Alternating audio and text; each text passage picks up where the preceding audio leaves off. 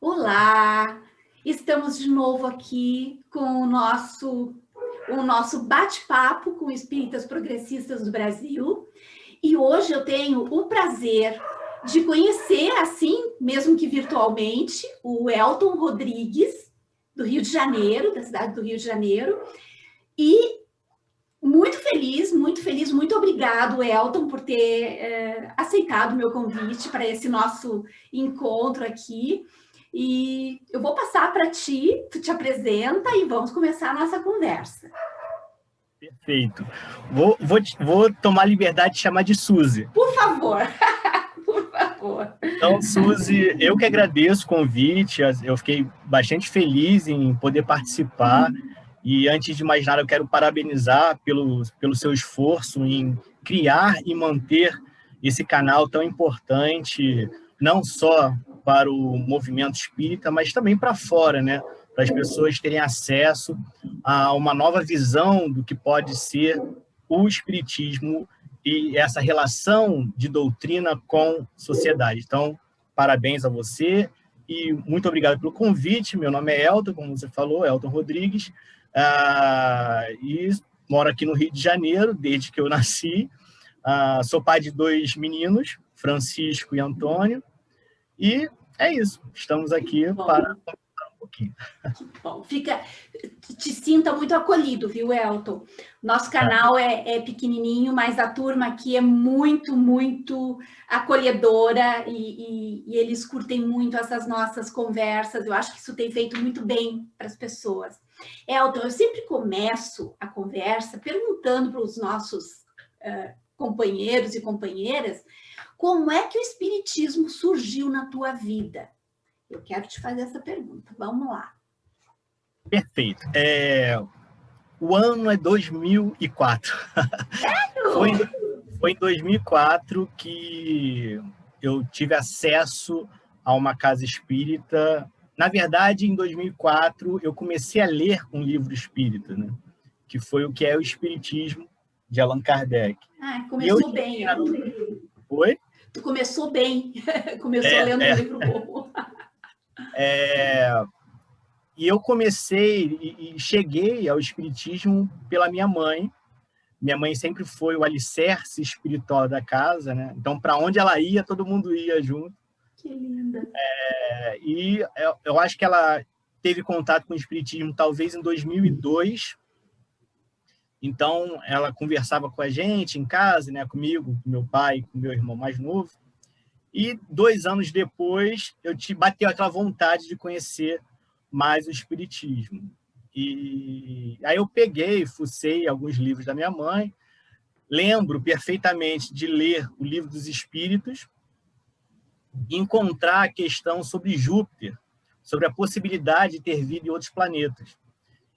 E quando eu li a resposta ali dos espíritos, bateu aquela sensação de, caramba, parece que eu já sabia disso.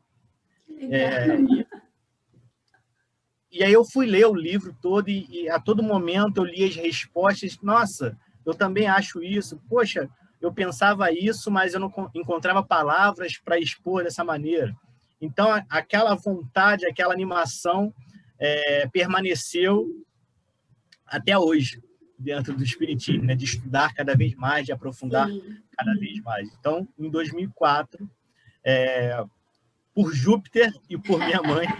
Que linda tua mãe. Eu entrei no espiritismo de cabeça, assim. E também tive contato ali com a casa espírita, né? Eu estava assistindo algumas conversas suas com outros companheiros do Brasil. E eu achei muito interessante a experiência de uma moça, talvez de Minas, onde ela relata que a experiência dela foi completamente distinta, talvez da maioria dos espíritas aqui no Brasil, de uma forma mais moderna, porque a experiência dela foi completamente em casa, né? Sim. Era um encontro familiar. Então, eu gosto muito dessa ideia e hoje em dia eu estou mais próximo disso do que uma casa espírita, mesmo estando associado a uma casa, mas aí ao longo da nossa conversa eu conto melhor. Sim. Então foi assim que eu... Que lindo. Até porque Kardec começou assim, e ele meio que incentivava esse tipo de de movimento em casa, né? De estudo, de evangelho, tudo em casa.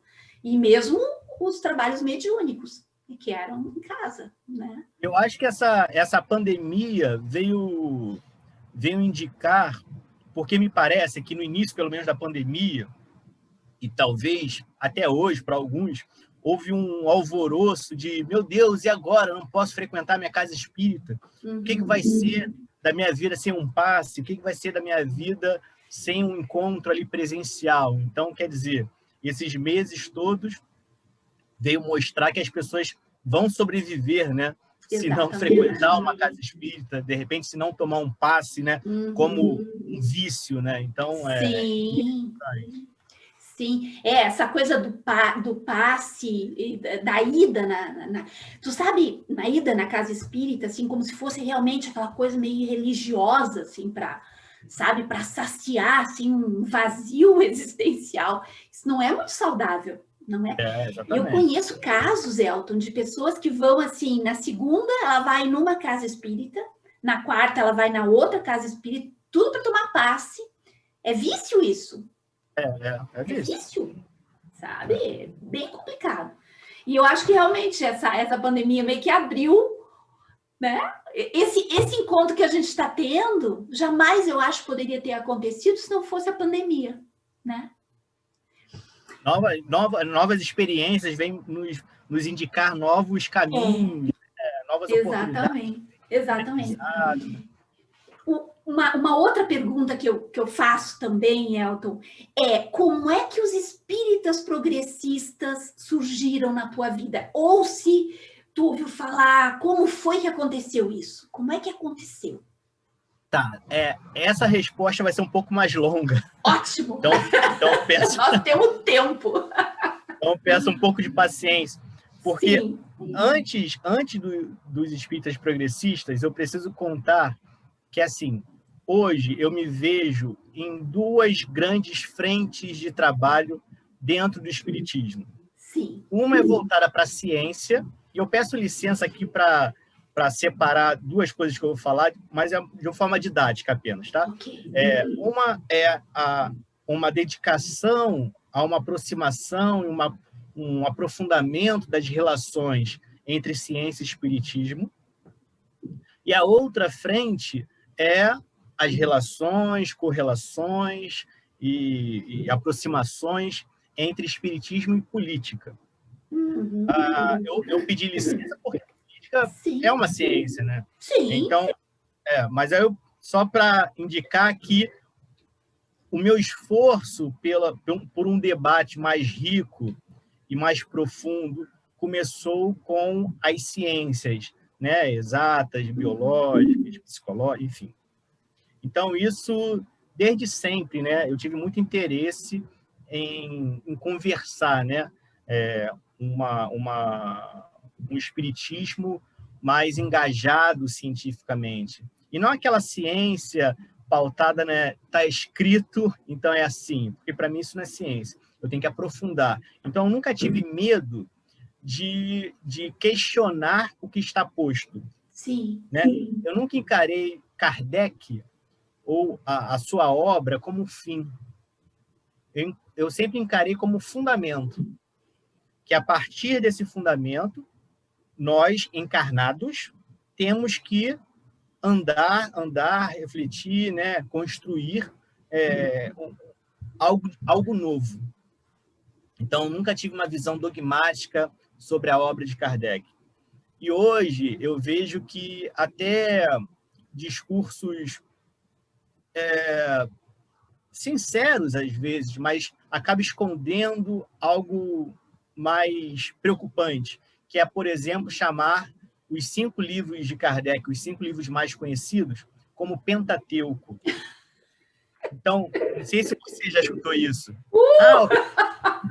Pentateuco kardeciano. Meu Deus do céu! Eu chego a ficar arrepiada, assim, de gastura.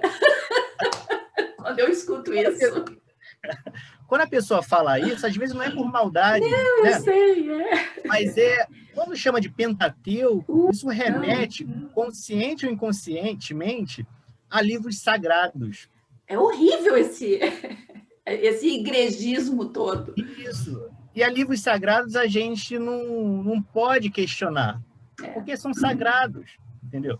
Então, primeiro eu criei, quer dizer, eu sempre tive isso em mim, de olhar a parte mais científica da doutrina. Sabe? Sim. Eu me via assim, eu me via mais maravilhado com a parte científica. Ao longo do tempo, amadurecendo, mesmo eu encontrando o espiritismo com 21 anos, então foi bem tardio, mas ao longo do tempo, amadurecendo, eu via que o espiritismo não dá para separar, né? Não tem um espiritismo científico, o espiritismo religioso, o espiritismo filosófico, é uma coisa só. Então, eu via que faltava muito do movimento, e eu tento aqui não me colocar como uma pessoa arrogante, como a pessoa que sabe, né, e olha as pessoas que não sabem, mas era uma sensação minha, e eu estou sendo sincero, Claro. que o movimento espírita tinha um discurso, e ainda tem, de que era muito necessário o pensamento crítico, né, o discernimento, e uma aproximação com as ciências. Mas isso ficava e fica apenas no discurso. Então, eu tentava quebrar isso em todos os espaços que eu conseguia. Então, em pouco tempo, eu já escrevia textos para uma revista da Casa Espírita que eu frequentava. Eu falava onde tinha oportunidade para falar.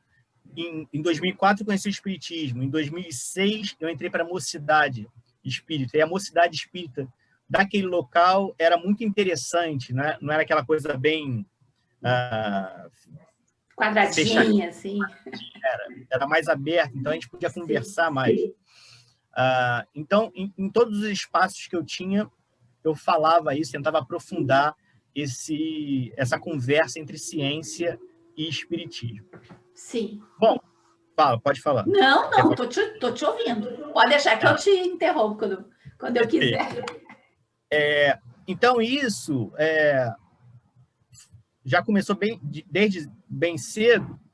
E em 2012, em 2013, eu via que esse pensamento, quer dizer,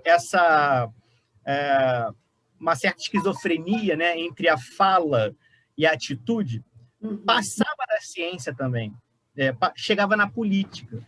Sim. Então, por exemplo, eu via todo um discurso, né, em torno de Jesus Cristo, um discurso onde nós teríamos que ter o amor ao próximo, em olhar o assistido. Nessa época, eu não tinha esse pensamento tão formado ainda, mas eu achava bonito. Nossa, o assistido, né? Vamos lá. Só que quando saía das paredes, quando saía do ambiente da casa espírita, era uma outra coisa. Sim. Completamente distinta. E que a fala dentro da casa espírita era completamente diferente da fala quando havia uma crítica das políticas, por exemplo, sociais do governo. Então, eu via assim, meu Deus, o que está acontecendo? Por que as pessoas têm uma atitude dentro da casa espírita assim e fora tem uma outra? Sim. E isso foi me trazendo certas angústias, e um pensamento talvez romântico o pensamento meu e visão minha para os espíritas, com os espíritas, foi cada vez mais se diluindo, se desfazendo. E eu via que realmente o problema era muito maior do que eu achava. E daí eu fui aprofundando o meu estudo em torno da política, das relações de política e religião, e mais especificamente do espiritismo e política. E cada vez que eu estudava mais, eu via que eu precisava estudar mais, e eu via também que havia um problema cada vez maior dentro do movimento espírita e que algo precisava ser feito. E dentro dessas angústias, eu fui encontrando grupos, por exemplo, como o Sejus. Sim, que foi uma luz na nossa vida, né, Elton? talvez o Sejus tenha sido o primeiro grupo que eu encontrei com um formato diferente. Sim. Sejus, o jornal Crítica Espírita, do Espírito Santo, de Vitória. Talvez tenha sido os dois que eu encontrei. Eu falei, eu encontrava certos textos, certos posicionamentos, e eu falava, caramba, é isso. É isso. Por que a gente não está discutindo isso dentro do movimento, entendeu? E a partir disso, eu fui procurando, fui estudando, e a visão foi ficando cada vez maior, né? As aproximações, eu fui conhecendo pessoas, enfim, e hoje eu estou aqui Sim. atolado não, mas metido, assim, na tentativa de ampliar esse debate para atingir cada vez mais pessoas dentro do movimento. É curioso, né, Elton, como as coisas vão acontecendo, que nós começamos a questionar, a buscar, eu acho que daí a nossa atenção começa a ficar tão aguçada que quando tu percebe, tu começa a identificar os locais onde estão essas pessoas que também buscam, né? Tu sabe que quando o Sejus surgiu, acho que praticamente no mesmo ano, ou alguns meses depois, começaram a surgir simultaneamente muitos coletivos de estudos de espíritas progressistas, né?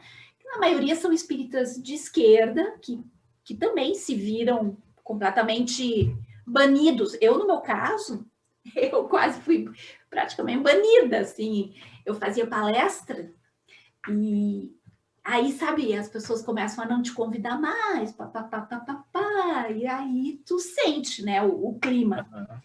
E não sei se tu chegou a participar de algum evento assim mais dramático na época lá de 2016, quando os espíritas mais famosos abraçaram o golpe contra a presidenta Dilma. E foi um pavor aquilo, né? Aquilo foi uma coisa assim. Aqui no Rio Grande do Sul foi terrível o que a gente viveu naquele período. Não sei como é que foi aí no Rio de Janeiro, se estava tudo ainda mais quieto, assim. Não estava quieto. Para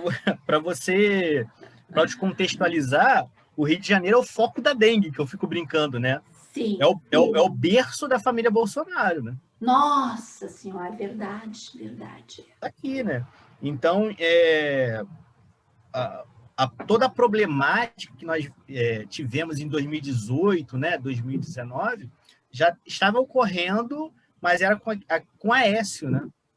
Sim. E antes do Aécio era o Joaquim lá, o juiz, né? O Joaquim Barbosa.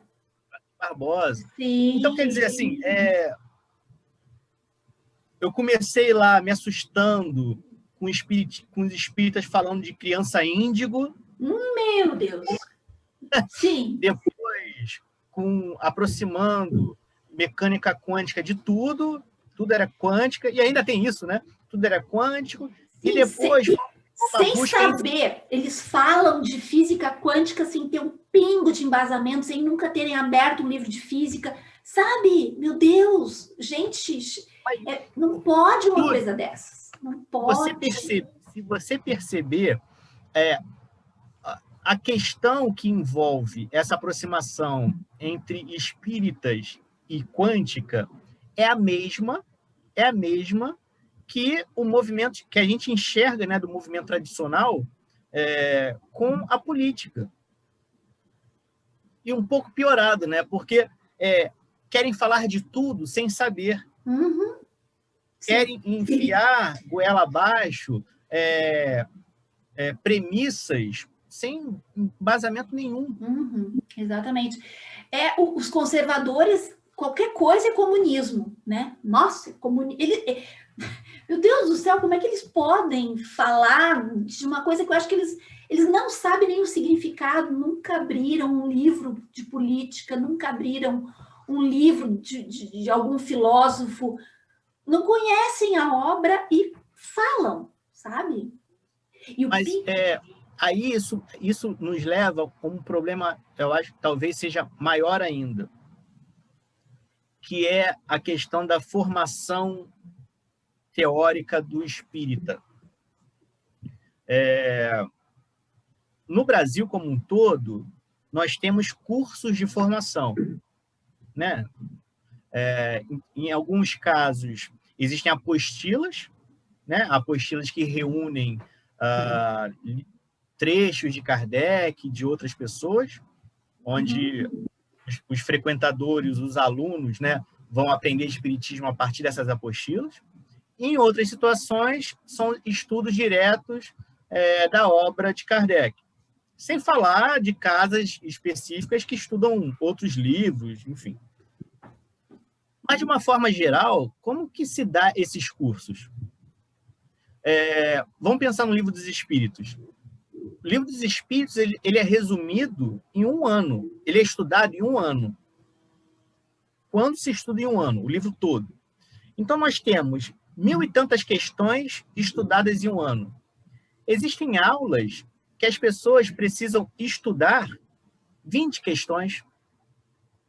Onde já se viu estudar tudo o que está contido em 20 questões?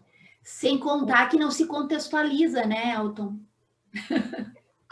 Não há contextualização nenhuma. Então, quer dizer, quem está ali como tutor finge que ensina, e quem está assistindo finge que aprende alguma coisa. Porque, primeiro, como você disse, não há contextualização nenhuma. Nenhuma. E segundo, mesmo se houvesse contextualização, como refletir, né, às vezes 1h30, 20 questões? A gente pode ficar discutindo uma questão do Livro dos Espíritos, a gente pode ficar discutindo, contextualizando, trazendo reflexões, enfim, em 1 semana. Sim. Imagina um grupo, um bate-papo, imagina num grupo de 20 pessoas, 30 pessoas.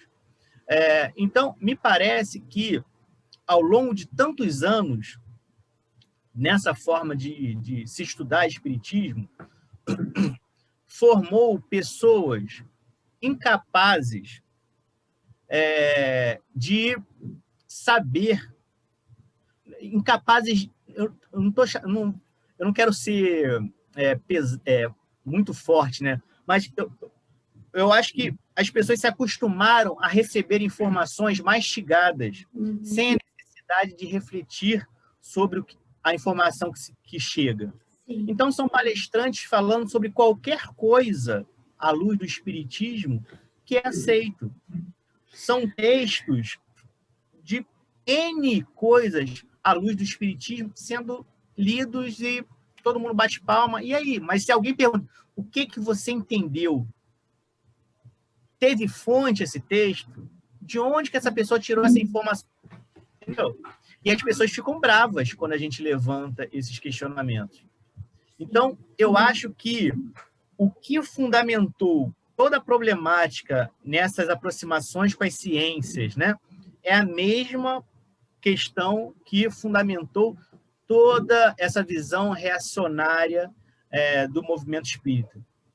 Sim. Me parece. Não, acho que o diagnóstico é bem isso aí mesmo.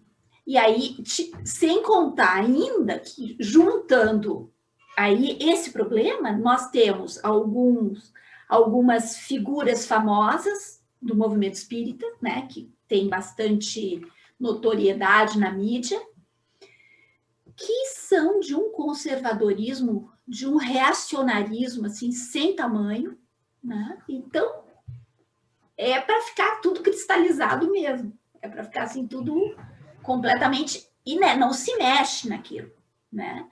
E agora mesmo eu não vou citar o nome, tá? Não quero divulgar não quero fazer propaganda do livro também, mas esse médium extremamente famoso lançou agora um livro insinuando a respeito do vírus, insinuando que o vírus foi criado pelos chineses em laboratório. Olha que coisa criminosa!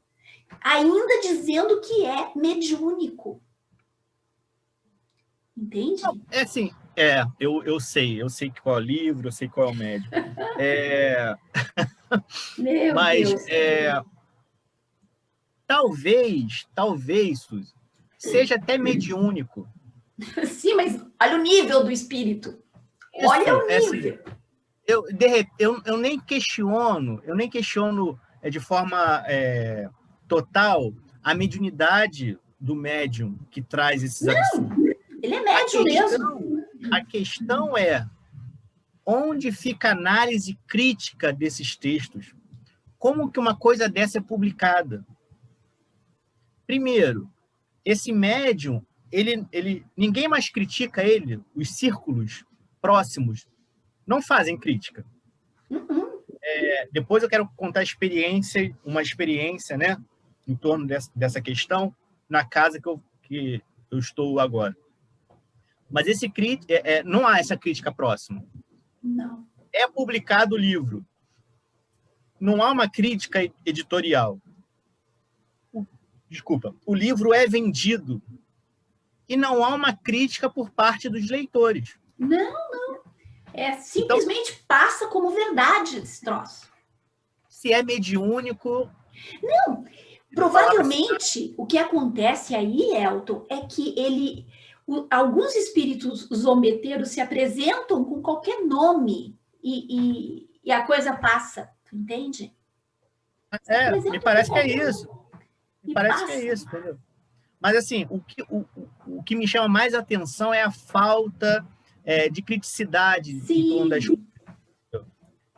E o que me deixa mais triste é que de casas espíritas, até preocupadas, casas espíritas, digamos, mais progressistas, venderem coisas assim. Vendem. Então, quer dizer, há uma incompatibilidade entre discurso e prática, né? Porque, veja, se a pessoa se preocupa com as pessoas, vamos dizer, com o povo, há de também ter uma preocupação no tipo de informação que ela corrobora. Porque se eu vendo um livro desse nível na minha casa espírita, minimamente eu estou dando um aval às pessoas que confiam na instituição em ler coisas assim. É claro que isso não tira a responsabilidade das pessoas que estão lendo.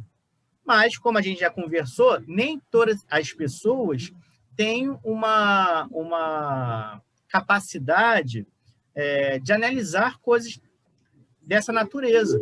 E a capacidade aqui não é a pessoa é incapaz, não é isso. Ela não passou por algum tipo de formação. Ou está entrando há pouco tempo no espiritismo? Isso, os novos, né? Os novos estão tendo contato com o espírito. Veja, você tocou num ponto que me chamou a atenção, porque talvez o que me motivou mais a esse esforço aí em torno de apresentar não um novo, mas um espiritismo diferente, uma nova interpretação, foi com os novos que chegam no espiritismo. Porque Sim. Os novos estão chegando e não conhecem ninguém. Estão tendo contato pela primeira vez. Então, eles buscam na internet e encontram um texto de uma pessoa totalmente estranha falando absurdos em nome do espiritismo. Vai falar, então o espiritismo, o cara é espírita, o cara estudou espiritismo, então é isso aí que é o espiritismo. E talvez tenha sido isso que me motivou. O segundo motivo, de vários, foi por conta das pessoas que se afastaram do espiritismo por conta de espíritas. A quantidade de relatos que a gente vê na internet de nossa, finalmente eu encontrei um coletivo, finalmente eu encontrei uma pessoa, né? Às vezes as pessoas vão em busca de uma pessoa, de um coletivo, enfim. Mas finalmente encontrei alguma coisa que faz sentido, eu estava desiludido com o espiritismo, Sim. Ou eu sofri racismo, ou eu sofri homofobia. Nossa. Então, quer dizer, a gente tem que permanecer, é cansativo? Mas a gente tem que manter o pé firme. nesse esforço aí. Então, por isso que eu comecei te parabenizando, porque a gente precisa cada vez mais abrir espaços para apresentar uma nova forma de se fazer espiritismo. Sim. Preencher essas lacunas todas, né? Porque, olha, no YouTube e no Facebook até existem muitos grupos bacanas, assim, progressistas e tal. O YouTube tem muitos canais de espíritas que, olha, chega a dar medo de ver a forma retrógrada que eles ficam naquela mesma coisa, tudo sendo analisado sob o olhar espírita. Vamos falar de tatuagem sob o olhar espírita. Pensa! Eu lembro, tu falou disso, eu lembrei, eu não sei o que estava acontecendo. Estava acontecendo uma coisa muito, muito grave no Brasil. Foi ano passado. Eu não sei se a gente tinha atingido assim a maior taxa de mortalidade diária por conta do Covid, né? E um grupo resolveu fazer uma live sobre encontros amorosos no plano espiritual. Ah, eu não acredito. Meu Deus do céu, eu não posso acreditar. Esse ganha da tatuagem. Meu Deus do céu. É uma falta de senso, assim. Falta de senso, falta de sensibilidade. Mas por muito tempo, um discurso de que o espiritismo não poderia falar muito sobre coisas mundanas, e a política é uma dessas coisas, né? Uhum. Foi forçado, né, dentro do movimento espírita. E sabe aquela coisa de religião não se discute, Sim. Política não se discute. Isso é o que os poderosos, os que mandam no mundo, quer.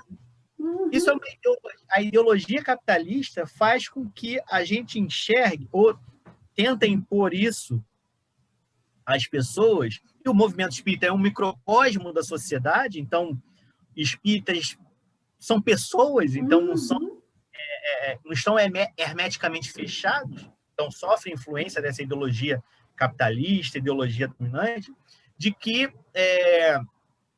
política é algo ruim, política não se discute, os políticos são todos iguais. Então, é o que os poderosos querem, porque, veja, se o povo não discute, se o povo não faz política, quem faz? Quem discute? Eles. E eles vão fazer Exatamente. só em prol da manutenção do seu poder.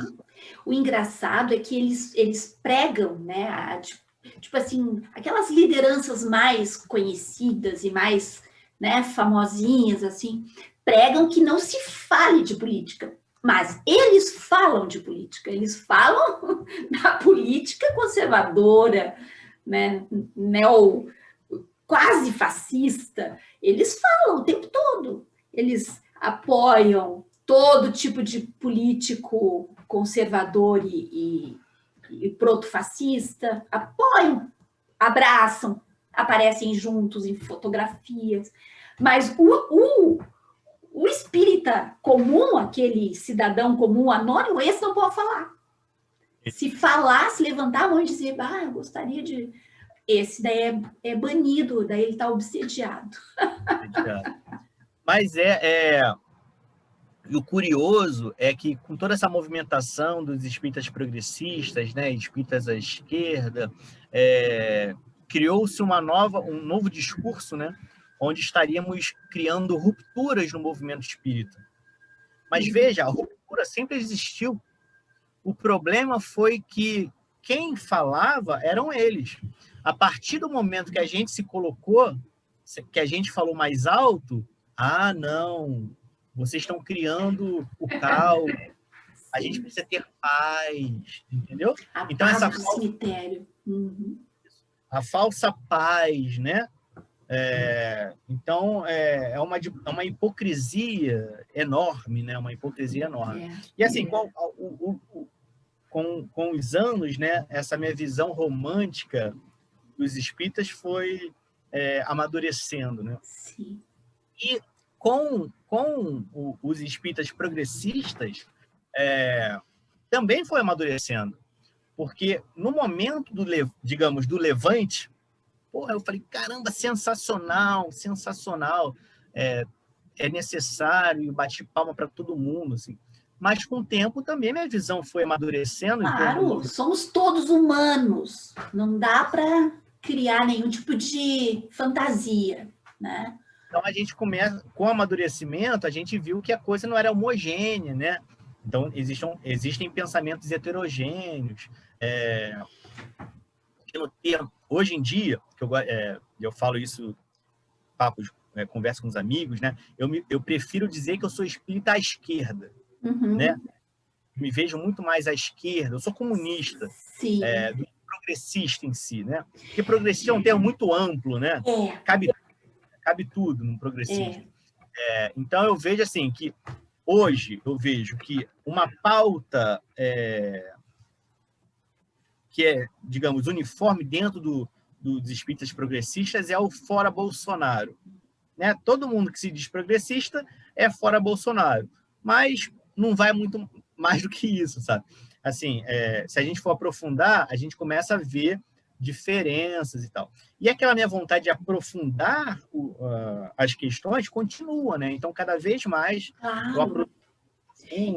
Existem um número grande de espíritas que estão no movimento progressista, que são comunistas, socialistas, né, marxistas, outros são trabalhistas, outros simplesmente são antifascistas, totalmente antifascistas, né? Então, como tu disse, nós acabamos abrigando todos aqueles que estavam se sentindo perdidos dentro daquele movimento extremamente conservador, reacionário, né? Bolsonarista mesmo, assumidamente bolsonarista, assumidamente. Então... Desculpa. Não, é isso. Eu acho que o leque é grande e aos poucos os grupos vão se encontrando, entende? Tipo, dentro do movimento, os grupos afins vão se encontrando e formando núcleos, né? Para poder aprofundar suas coisas, Diante dessas questões todas, né? Aí eu queria já aproveitar e fazer uma propaganda, se você... Por favor, eu ia te perguntar mesmo. Fala sobre o grupo e sobre o canal, tá? E diante dessas minhas preocupações, dessa necessidade de também transformar essas ideias em ações, porque isso também sempre foi uma questão para mim, né? Que para mim, espiritismo não é uma teoria, não é, sabe, algo que eu leio, decoro, entendo as correlações e tal, e pronto. Não. Para mim, espiritismo é alguma coisa concreta, ação, né? Veja, se nós temos a necessidade de estarmos encarnados para atingirmos, e seja lá o que foi isso, né? Graus mais elevados, né? Naquilo que a gente chama de evolução espiritual, é porque a gente precisa aqui, agora, nesse mundo material, agir de acordo com aquilo que a gente almeja, né? Do que a gente acredita que é o melhor para nós e também para o outro, né? Então, por que essa ojeriza das questões mundanas? Por que essa ojeriza das reflexões sobre a matéria, sobre o nosso contato com a matéria? Então, se eu quero pensar em algo para além, em algo, digamos, espiritual, eu penso daqui. Exatamente. Eu penso como indivíduo que pertence a uma coletividade, então eu preciso agir agora. Eu não posso ficar pensando sobre o sexo dos anjos enquanto tem alguém do meu lado morrendo de fome. Então, assim, e eu vou resolver a fome com uma cesta básica? Eu vou resolver o hoje, né? No almoço, na janta, mas a pessoa vai ter necessidade de comer amanhã também e no outro dia. Então, como criar um mundo melhor para mim, para os meus filhos e para todos, sem pensar em política? Não existe outra forma. E como pensar em política ignorando partidos? Porque isso também é uma questão dentro do movimento, né? Sim. Política a gente pode até falar, mas nada de partido. Ora bolas. Dá para fazer política? Pode falar, Não. Até dá, né? Envolvendo com movimentos sociais e tal, mas as decisões, as canetadas, são feitas por políticos que estão em partido. Então, mais uma vez, essa ideologia dominante que faz com que a gente tenha ojeriza por partidos, para que a gente se afaste disso, dessa discussão. Deixe a política para eles. Isso aí. Então, diante dessas questões, eu criei o Puebla, o Espiritismo para o Povo. O Puebla é um projeto que visa aproximar, né, o Espiritismo com as experiências da teologia da libertação. Que lindo. Porque eu tenho uma coisa muito forte em mim nas ações, né, de estar realmente com o povo. Então, eu escrevo, eu falo, mas os meus textos, as minhas falas não atingem as pessoas que eu quero atingir. Então, eu preciso estar na rua, no barro, nas favelas, enfim. Trabalho de base, né, Elton? Isso. Eu preciso estar com as pessoas, né? Ouvir as pessoas. Porque eu posso ler, posso refletir. Mas quando eu vou ao encontro da pessoa, eu descubro que eu pouco sei. Porque eu posso pensar 1000 coisas sobre as necessidades que a Suzana Leão quer ou precisa. Mas aí, quando eu vou conversar com a Suzana Leão, eu percebo que o que eu planejei não era nada daquilo. Então, eu tenho uma experiência que eu estava num trabalho social com pessoas em situação de rua e eu estava aqui atendendo as pessoas e eu vi uma senhora, claramente, né, também em situação de rua, e eu corri, eu peguei os mantimentos, o café, enfim, kit de higiene, e corri para falar com a senhora. Aqui, senhora, para você e tal. Ela falou, não, meu filho, eu não quero nada disso, eu queria tomar um banho. Oh, que coisa, né? Então, eu olhei para a pessoa e falei, mora na rua, tá com fome, quer comida, né? Sim. Quer um café? Não. O primeiro eu tinha que chegar lá, senhora, bom dia. O que a senhora quer? Uma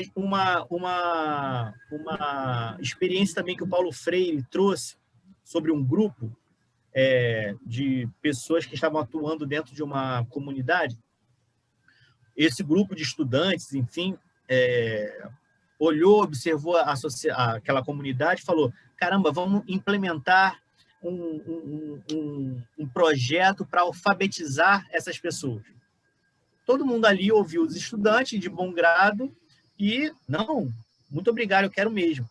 Depois, quando eles estavam já com intimidade, os moradores daquela localidade falaram assim, na verdade, o que a gente queria era que vocês nos ajudassem a construir nossos barracos. Olha só. Então, quer dizer, a gente precisa ouvir, né? A gente precisa primeiro. Eu não estou dizendo que o trabalho na internet ou virtual não é importante. Claro que é. A gente tem que ocupar cada vez mais esses espaços. Mas a gente precisa entender que as nossas lives, os nossos textos, não atingem as pessoas que precisam ser atingidas. E quando a gente for ao povo, a gente não tem que ter aquela postura de salvador. Eu vou levar a solução, eu vou salvar aquelas pessoas. Não, eu tenho que chegar lá, o que eu posso fazer para que a gente juntos construa algo melhor para todos nós. Então, o Puebla, teoricamente, tenta buscar ferramentas na teologia da libertação para que, nesse conjunto, Espiritismo e Teologia da Libertação, a gente construa algo concreto com o povo realmente, escutando o povo. Então, lindo isso. Que lindo isso, Elton, que lindo isso. O Puebla tem um grupo no Facebook, eu vou deixar o link do grupo, tá? Nos comentários desse nosso vídeo. E tu tens o canal Puebla no YouTube, não é? Isso. Então, o Puebla tem o site, que é o puebla.com.br. Tu vai me passar esses links todos, tá? Depois. Uhum. Perfeito. Nós temos o nosso site, então nossos textos estão no nosso site. Nós temos a página no Facebook, temos o Instagram, e temos também o canal no YouTube. Ótimo. E todos os links eu te mando. E também nós temos um grupo no Facebook que se chama Espiritismo para o Povo. Eu faço parte desse grupo. Ele é maravilhoso. Eu me divirto muito naquele grupo.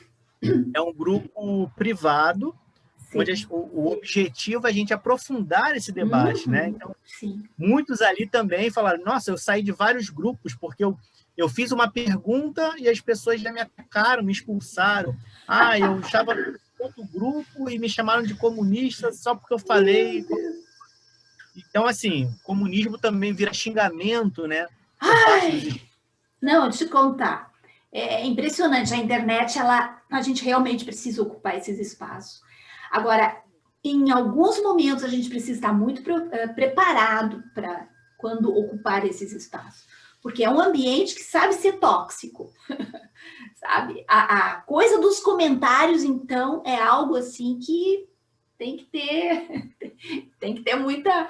Eu não tenho muita papa, nem na língua e nem no dedinho que digita. Então, eu respondo no mesmo nível.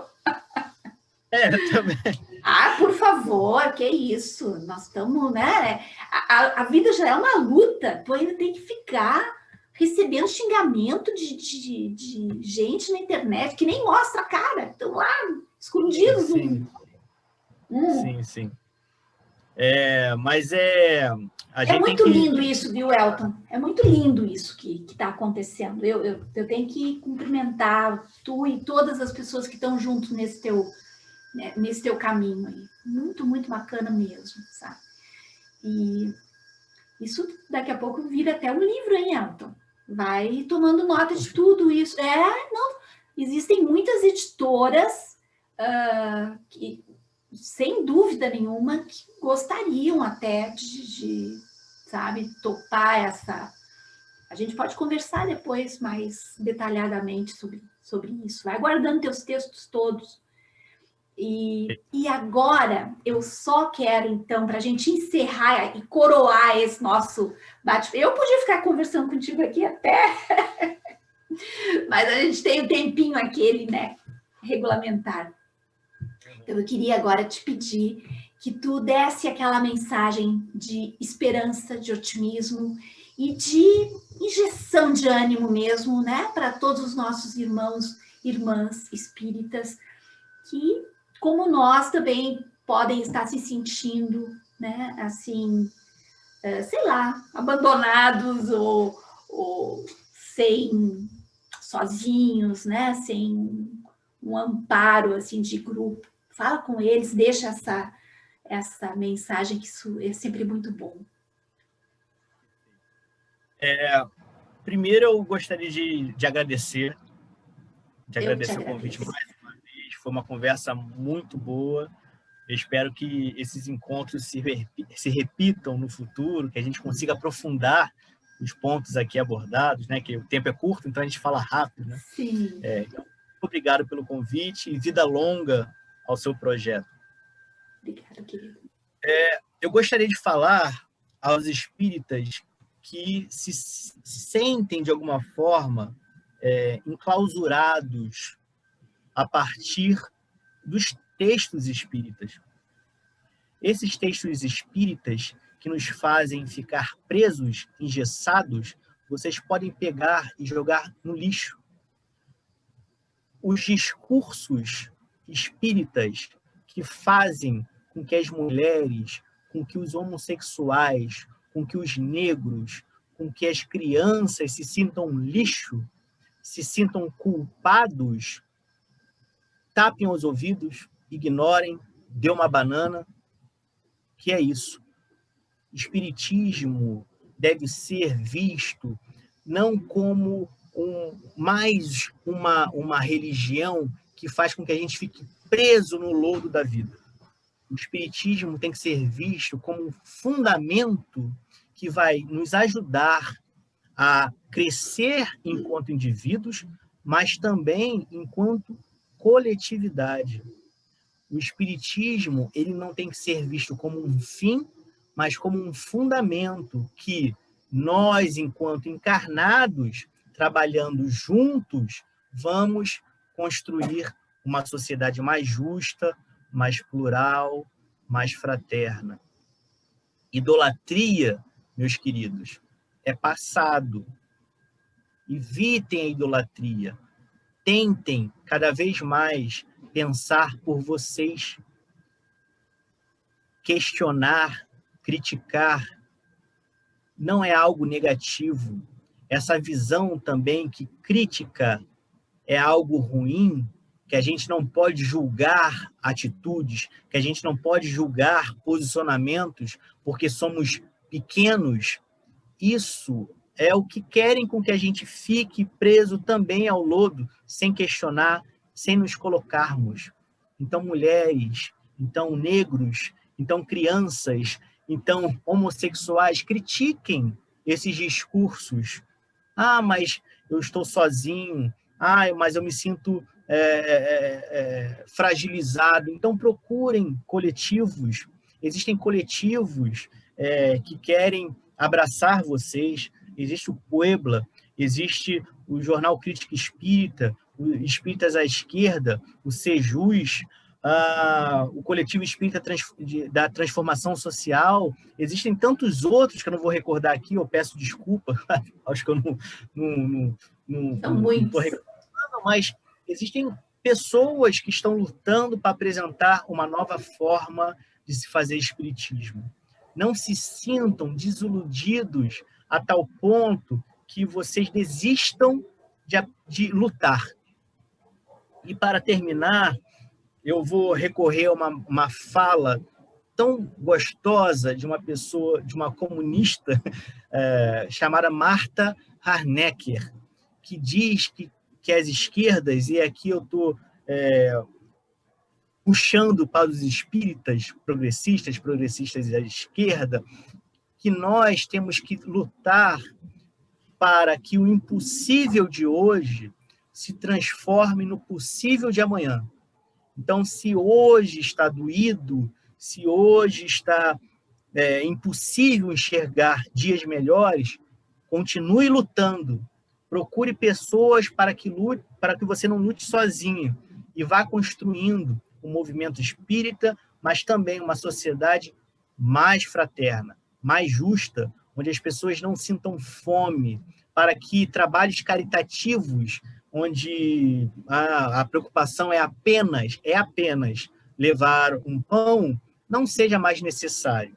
Então, vamos juntos construir um novo movimento. Então, fiquem todos com Deus e que hoje, quando você assistir, seja um dia bom, mas que amanhã também, e que nos próximos dias sejam dias melhores. Um grande abraço e até a próxima. Que assim seja. Elton, querido, eu amei conversar contigo, amei te conhecer, embora a gente não se conheça, né, pessoalmente. Quem sabe um dia a gente consiga fazer um seminário de espíritas à esquerda. E, enfim, eu acho que é isso. Nós estamos construindo pequenininhos, né, um trabalho de formiguinha, mas é uma coisa bonita que está acontecendo. Eu te agradeço demais a tua participação. E é isso. Um grande beijo, fica bem, fica com Deus, continua firme no teu trabalho. Tudo de bom para ti. Muito obrigado. Até a próxima. Até a próxima.